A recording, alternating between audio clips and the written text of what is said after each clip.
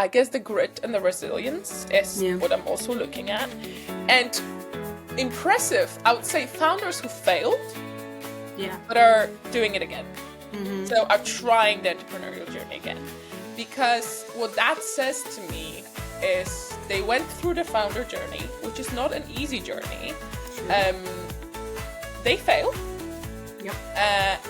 And they picked themselves back up and decided that they still want to go heads on and do it again. Welcome to WITT. Hi, I'm Megan. I talk with founders, investors, and operators working in tech. My aim is to inspire you with their stories and perspectives.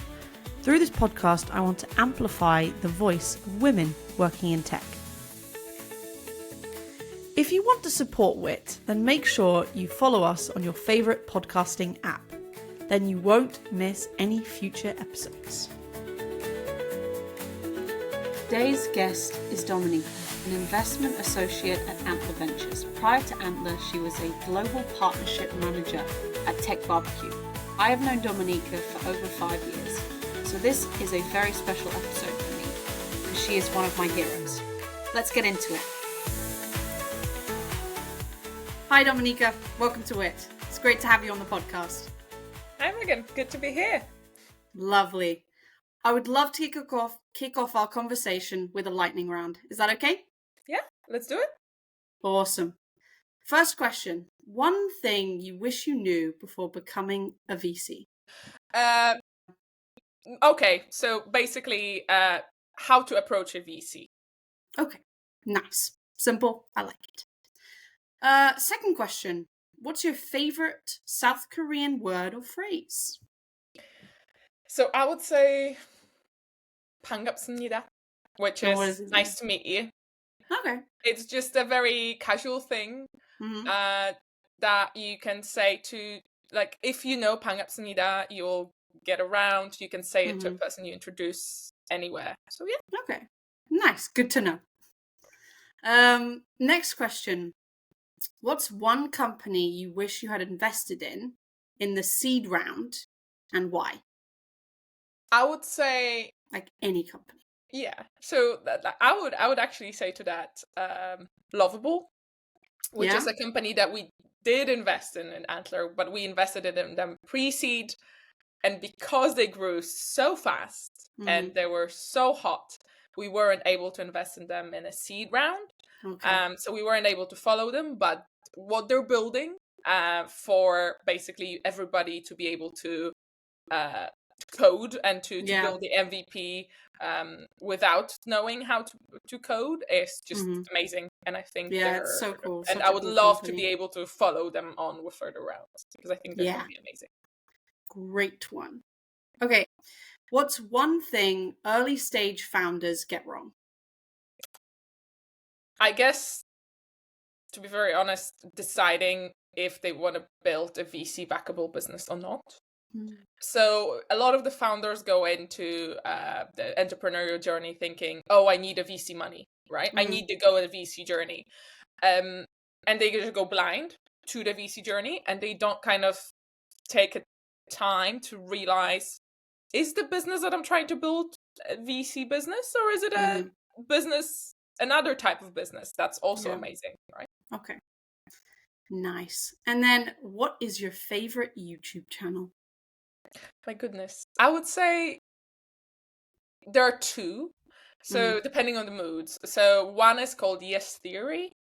And I just really enjoy what they stand for. And I've been following them for years. Yeah. And I stand behind the message as well. And then obviously I also have a little bit more lighthearted channel, which is a YouTuber, lifestyle type of YouTuber that is very much similar to me in terms of career and in terms of everything else. Her name is Moya, and she lives in Paris, and cool. I just really enjoy. Awesome. And then what is the most spontaneous, crazy thing you've ever done? Go to North Korea. I would say so.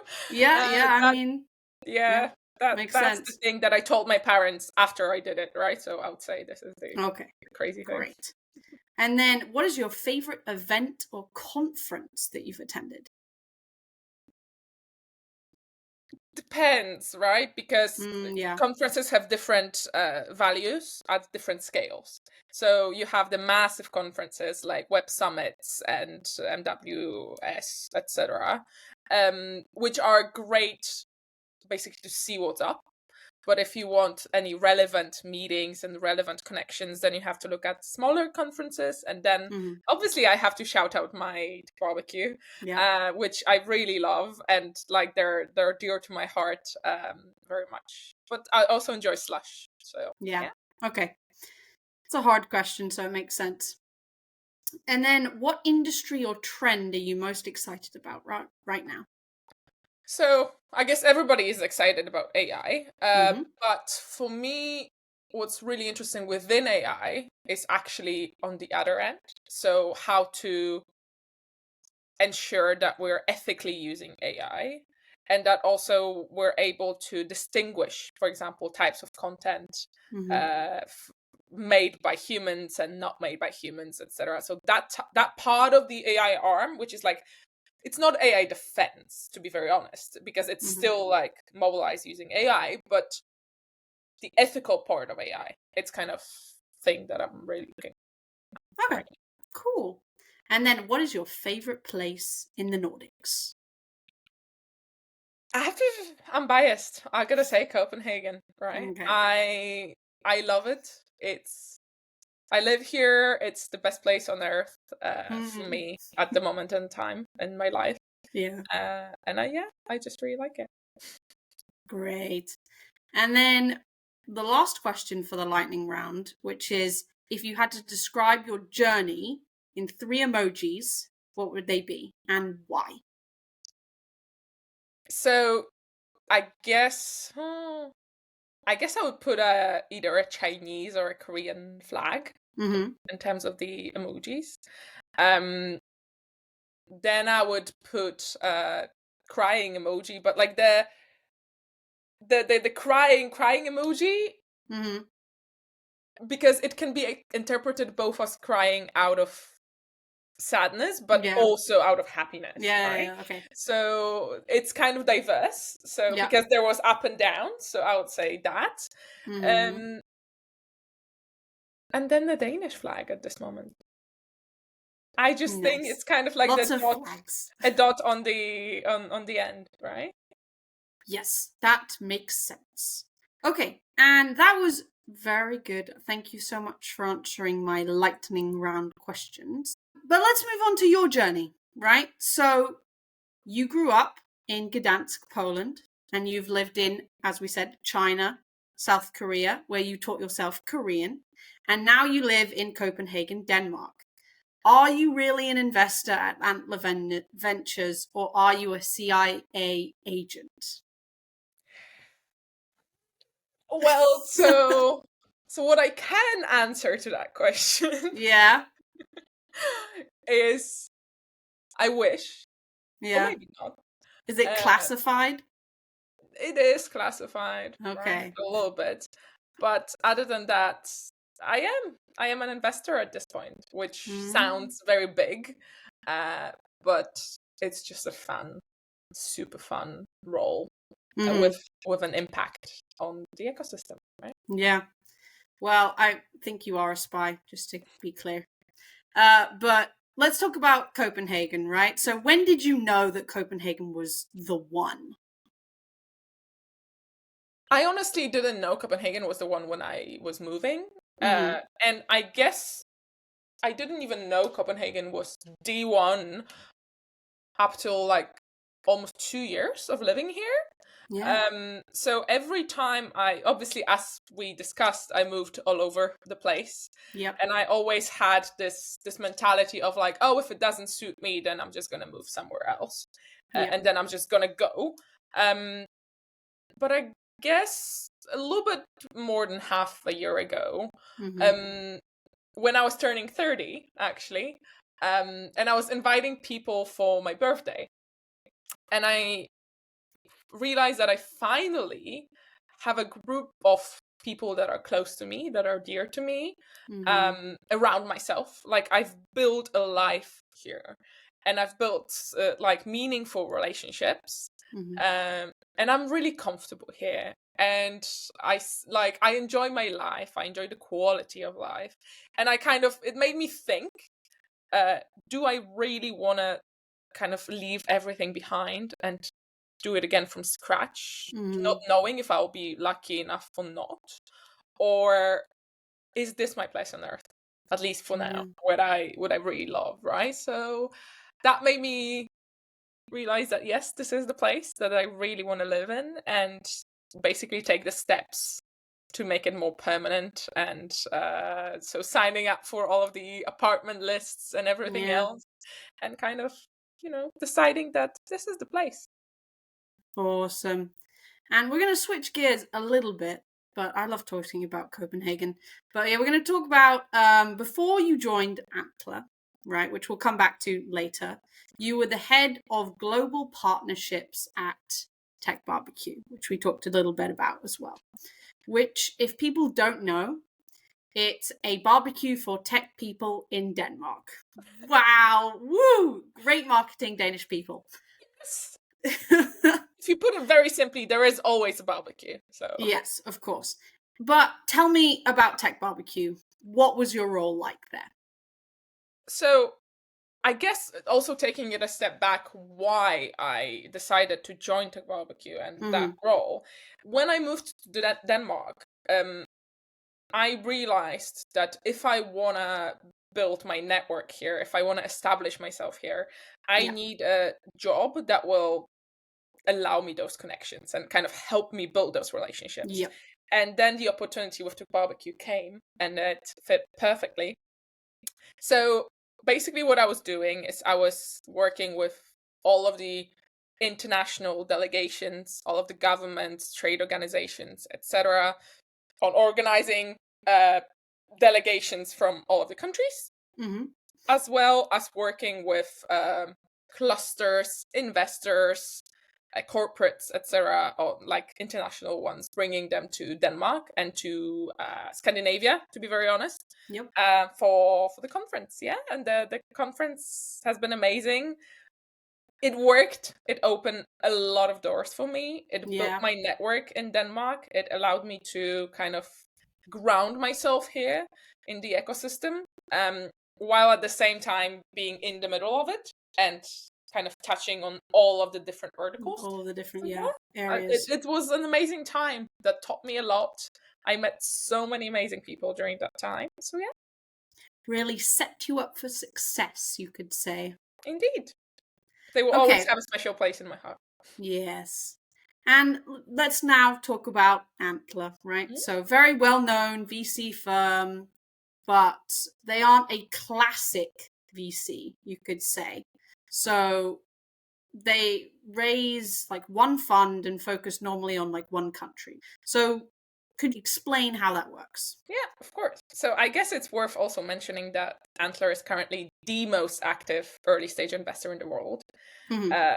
And that, why is that? Is obviously thanks to the model that it works, right? Which is investing way earlier than a typical VC would. And how that works regionally is Antler is a global VC that has over 30 offices globally at this point. But the funds are local, right? So you have the Singaporean fund, you have the Indian fund, you have the Australian fund, the UK fund. The Nordics, because of how small they are population-wise as well, they are one unit. So basically we have a Nordic fund that deploys money in what we call a new Nordics, so Nordics and the Baltics. But that model kind of works regionally / country-wise, where you deploy the money. And then the beauty of Antler model is as well, the regional funds invest super early on, which is basically from zero to idea to like pre-revenue, early stage, pre-seed, you can say. And then is able to follow you on all the way to around round A from their local funds.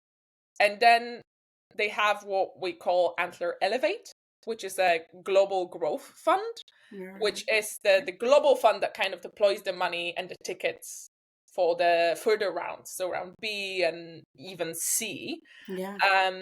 So I guess that's the unique value proposition of Antler as well, is it's not only a super early stage investor. That's kind of where we get the bulk of the portfolio. That being said, the ability to follow on is all the way to round C. So all the way through the journey of startup, from pre-revenue to revenue to growth to scaling, etc. Which right? is So that's like kind of the totally different from pretty much every other VC, yeah, which is really cool and really interesting. But yeah, no, that was a really great overview, I think. But I want to dig deeper into your role, right, there. So what exactly do you do? What is the challenging, and what do you love? What do you hate? Where are we? So fair thing. I love what I do. And I kind of think like the investment role is kind of ticking all the boxes that I needed, in a sense of working with startups, not only with one, with a lot of startups, and a lot of interesting founders. Every day is different. Every day you learn something new, you hear something new, you help somebody else. But you also have a tangible impact of like also being able to invest in those founders and see them grow, and then also help them raise further rounds. So that's kind of what I love about it. But just to go back to kind of explain a little bit of what I do in my day to day, is basically handle, together with my colleague in Denmark, handle the whole investment management process. So basically, we have the Antler residency, which is the early stage accelerator type of thing. So it is scouting all of the amazing founders and up and coming founders or early stage companies into that residency. Then the next step would be mentoring them and coaching them on anything from product market fit, how to ideate, how to validate, doing some of the numbers, to sometimes being a psychiatrist for the potential founders and kind of letting them know and talk it out if it's a fit. But that type of mentoring, then doing all the due diligence on potential companies that we're going to invest in, and then all the investment docs, all of that, which is a typical investment journey. And then also exciting part, handling them in the portfolio as well. So helping them raise further rounds, helping them with scaling questions, etc. So just to put it in one like kind of sentence, it's handling the whole investment journey of people coming into Antler, from the scouting to the portfolio. It sounds really difficult. It's busy. I have to say, it is busy. It is a lot of work. But that being said, new skills. Maybe. Yes, okay. I'm in the role because of something, right? But it comes back to what I just said. Because it's never boring, because it's always inspiring, and you always talk to founders who are excited to build and who really want to do something. It just, you're tired, but you're not really tired, right? You really want to do it. And at least that's where I am at right now. Awesome. Well, it kind of leads me perfectly into my next question, which is, obviously through Antler you meet a lot of startups, which you said.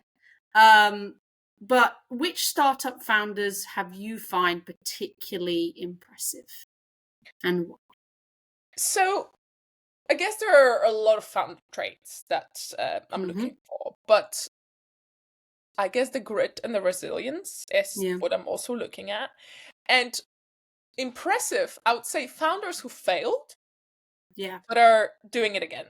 So are trying the entrepreneurial journey again. Because what that says to me is they went through the founder journey, which is not an easy journey. They failed. And they picked themselves back up and decided that they still want to go heads on and do it again.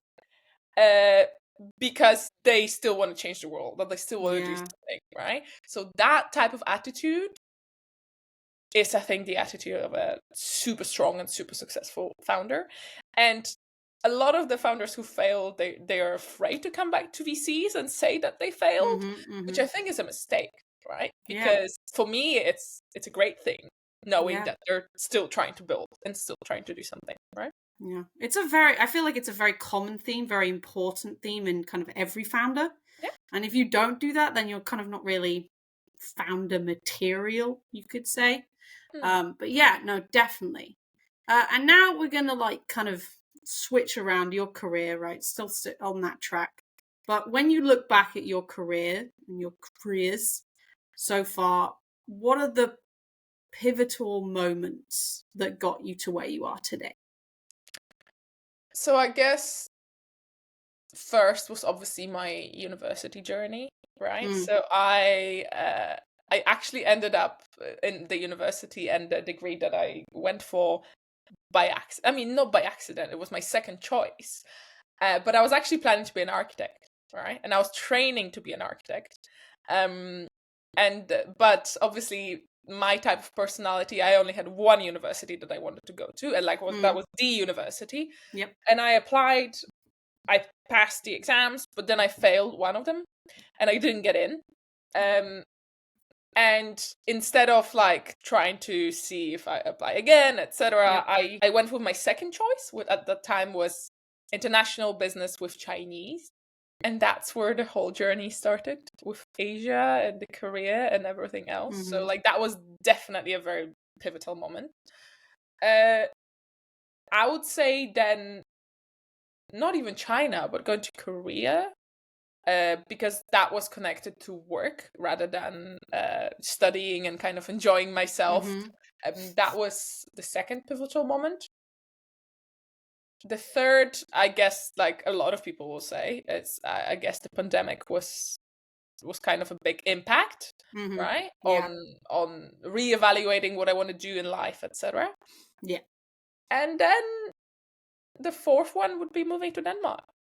Yeah. Okay. Yeah? Great. Yeah, no, I think it's good. I think it's good that you split it up into kind of like key points, I guess. Yeah. Key points. Yeah, I like it. But now we've entered the part of the podcast which I like to call the zigzag zone. Yeah. Zigzag zone. Okay, let's go. So I want to know where you're zagging and everyone else is zigging. But so I know that you have a particular opinion on learning a language. Expand on that for me. I do. Yes. So I've been trying to learn a lot of languages in my life. Some of them successfully, some of them not. And I think because I saw what works for me, what's successful for me as an adult, learning languages as an adult, kind of an important note here. I kind of I swear by it right now, and it works with all of the languages that I kind of replicated to, including Danish right now. But I tried learning at school English, but that was different. It was acquired. And then German, French, and Spanish. And I don't speak neither of the languages because of how I was learning them, because it felt a little bit forced. It also wasn't my own choice to learn the language. It was kind of put by the school, like put the school, else, right?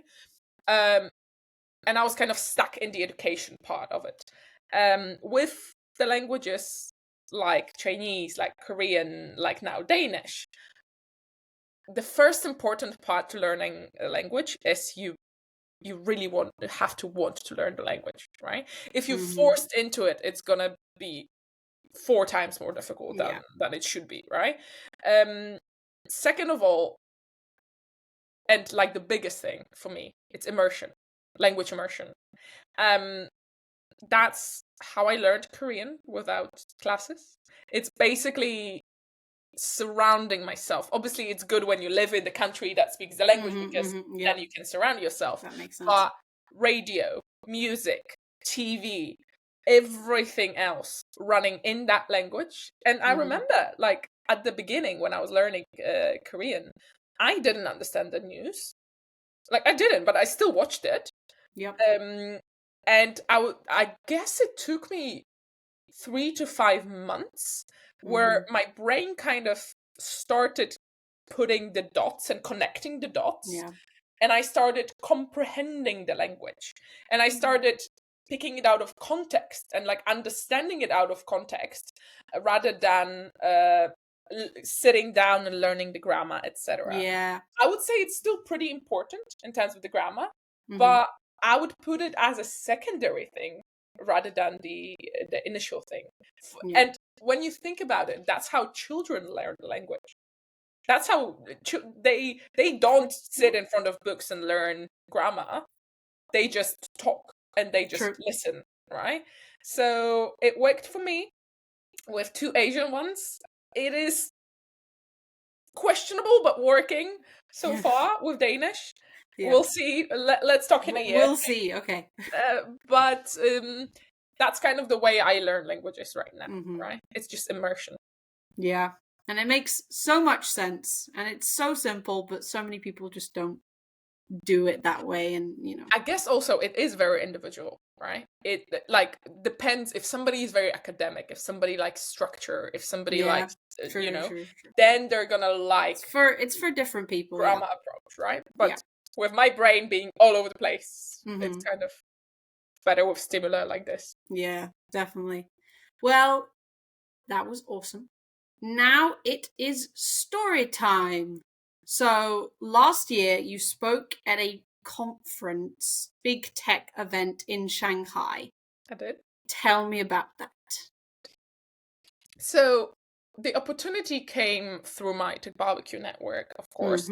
But it was a little bit past it. So at that time I was already with Antler, but the people who were organizing the conference in China reached out and offered me an opportunity to speak. So the very big thing about the conference as well, which was a international conference in Shanghai, was they wanted to learn a lot about the Nordics and how are the Nordics doing a lot of things, right? Okay. So they invited me for a panel where we basically discussed how are the Nordics doing the globalization, internationalization, and what can China learn from it, but also the other way around.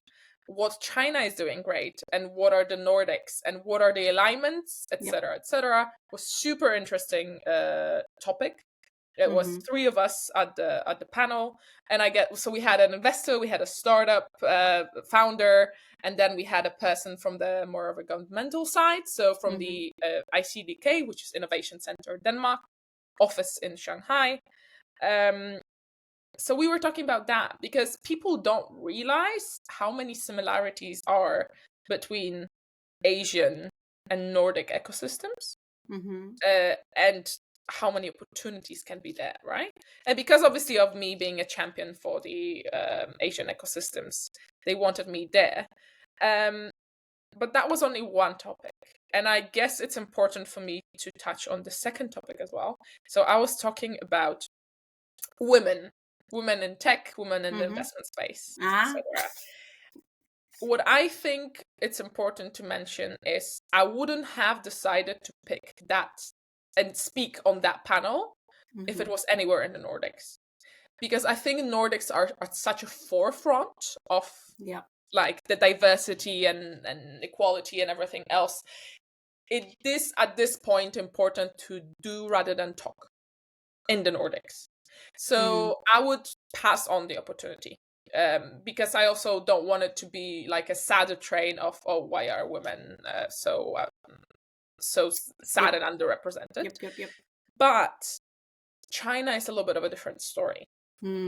Asia overall is a little bit of a different story in terms of women empowerment and women ability to work and equality and everything else. So I felt like it was a place and it was important for me to talk there. And I had some amazing co-panelists, like managing partner of the largest and oldest VC fund in China, like head of people and culture for IKEA China. And then I was there behind them. I had an imposter syndrome for that. I was like, what am I doing there? Like with all of those amazing people. But that being said, the panel was amazing because we managed to turn it into empowerment rather than all the sad things Yeah. that women Good. experience, etc. We turned it into what can be done, how women can kind of approach it, how can they be successful. And yeah, it was an amazing conference overall, kind of to wrap it up. It was amazing visiting the place where I used to live. It felt Yeah. like visiting my home that I haven't visited in a long while. It was amazing to dust off my Chinese. Yeah. So yes, it was an amazing opportunity overall and experience. Well, it sounded epic, and obviously I got pictures, so that was very nice as well. The pictures were nice, I have to say. Yeah. But staying with story time. So obviously I know that you've traveled to quite a lot of kind of Southeast Asia. But you're the only person that I know that has traveled to North Korea. How on earth did you do that? And is it because you're a spy? So that being said, I would say it's still classified, so I still cannot tell you why. But it was an experience. And I guess it's worth also mentioning that I did travel to North Korea before I visited South Korea ever, right? Oh, okay. So, like, I didn't have a comparison at that time when I went. But I went from China, and the contrast wasn't as big because I went straight from China. Yeah. After living in China, it was still like a surreal experience. Yeah. Right? Surreal. And it honestly felt like all of the stories that my parents used to tell me about the Iron Curtain and like the deep end of communism in Eastern Europe. Yeah. But on steroids. Like big steroids. Yeah. But crazy. yeah.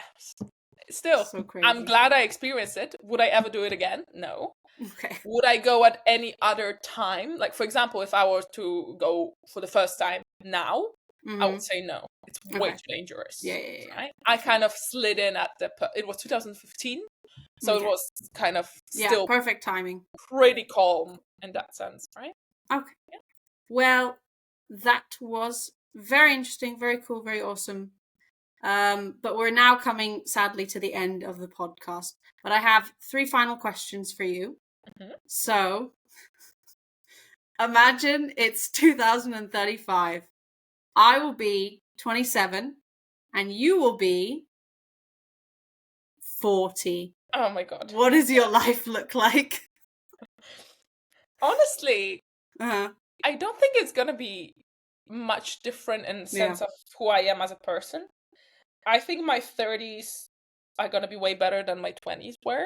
I kind of have a gut feeling of that. That makes sense, yeah. Because I always say that in 30s, you're kind of mature enough that you know, you can live your life, but you're young enough that you can still like explore and live and have enough money at that time to spend it on experiences. But as a 40, where I would like to be, I'll see where my life takes me, but I would like to be settled. So I can see myself, you know, with husband and potentially kids. Where in the world? I don't know. Maybe Denmark. Hopefully Denmark. But kind of mentally where I would be, I don't think I would change much from where I am right now. Good. I'm glad. And you know, I'll be seeing you and telling you that you're getting old because you're 27. So you're 27, just so old. And then, how can listeners follow along with your journey? So LinkedIn, I would say. LinkedIn, it's the way to go in terms of the VC journey. I try to be active there in that sense. And I also plan on being a little bit more active in a sense of helping other women and people get into VC space. Yeah. That might not be from like the typical VC journey of like getting into VC. So yeah, LinkedIn. I'll be posting about any type of opportunities, events that I'm doing, but at the same time, I'll also be posting about my journey a little bit more. So LinkedIn is the place to go. And then, how can listeners be useful to you? I guess maybe that's the empathy in me, but like I don't really like how they can be useful to you. I would turn it more around and be like, if you have something that you're building, if you're if you're inspired to change the world, and if you have the way to do it in your own little world, tell me. I would love to hear that. And if there's an opportunity in which I can help with that small changing part of the world, either by the investor role, but also by, I don't know, mentoring or helping, I would love to do that, right? So basically keep me informed. I would love to know what's going on, and there's a lot of things that you can miss if you're not in the right place at the right time. So yeah, keep me in mind and just let me know when there's something cool going on. But yeah, thank you so much for being on my podcast. I can't wait to see you in Finland in the summer. And if you don't come, I will come to Copenhagen and bring you back with me. So I mean, that's not that bad of a solution. So potentially I might prolong it just so you come. Okay. Well, but thank you so much. Thank you so much. Thank you. Thanks for listening. Hope you enjoyed this week's show. To make sure you don't miss next week's episode, follow us on your favourite podcasting app. Do consider leaving a review as it helps the podcast tremendously.